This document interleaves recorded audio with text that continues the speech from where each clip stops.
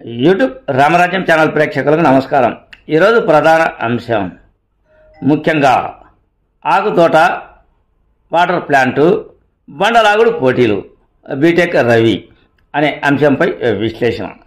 ఈరోజు చురుకుగా పాల్గొన్నాడు పులివెందుల నియోజకవర్గంలో 2 మండలాల్లో. ఎవరు అంటే పులివెందుల తెలుగుదేశం ఇన్ఛార్జ్ బీటెక్ రవి. ఉదయం ఎక్కడ ఈ కార్యక్రమంలో పాల్గొన్నాడు అంటే సింహాపురం మండలం అంకాలమ్మ గూడూరు నందు ప్రముఖ అంకాలమ్మ దేవాలయం. ఈ దేవాలయం ప్రముఖ దేవాలయం. ఈ దేవాలయంలో ఓ కార్యక్రమాన్ని హాజరు అయ్యాడు. అక్కడ ఆ దేవాలయంలో పూజా కార్యక్రమాలను ముగించుకున్నాడు. ఆలయ సిబ్బంది, నిర్వాహకులు అందరూ కూడా బ్రహ్మాండంగా బీటెక్ రవిని ఆహ్వానించారు. ఘనంగా పూజలు నిర్వహించారు.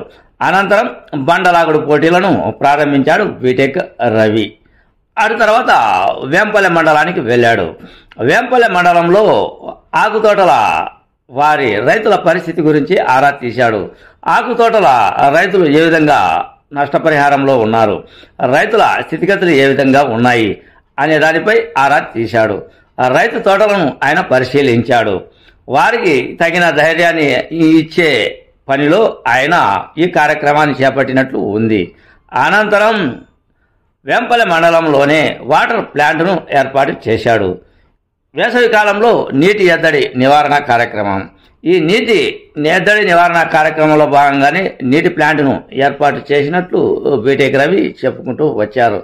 ఏది ఏమైనప్పటికీ ఈ 3 కార్యక్రమాలు ఒకవైపు వేంపల్లె మండలంలో కార్యకర్తలకు అందుబాటులో ఉంటూ, మరోవైపు పులివెందుల టౌన్లో, అదే పులివెందుల కానీ సింహాపురం కానీ కార్యకర్తలకు అందుబాటులో ఉంటూ ఈ కార్యక్రమాలను ముగించారు బీటెక్ రవి అన్నదే నా ఈ చిన్న వీడియో.